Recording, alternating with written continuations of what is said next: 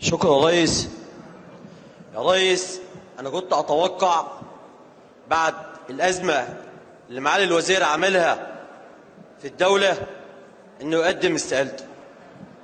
يا معالي الوزير، أنت أخذت من الفلاح الغلبان عشان تعطي لمجموعة مستفيدة لصالح مين؟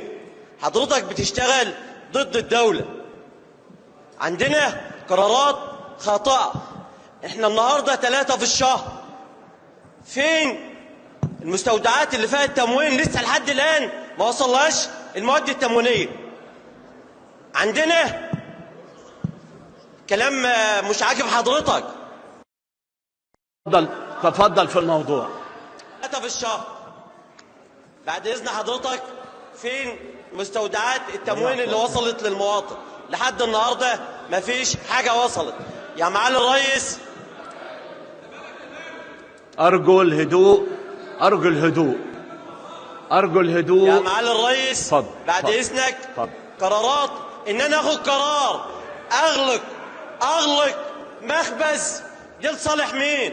يا معالي الرئيس، المفروض يبقى في قرار صح غير كده.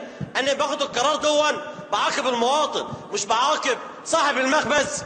عشان صاحب المخبز خلاص هيقفل المخبز، مين اللي هيتعاقب في الموضوع ده؟ أكيد المواطن. يا معالي الرئيس، فيه ناس في تنقية البطايق، بعض ناس يعني واحد صاحب مستودع غاز، واحد دكتور ياخد الدعم، وواحد عامل ما ياخدش الدعم.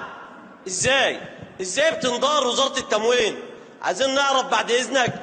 يعني بصراحة احنا في ضغط من الشارع.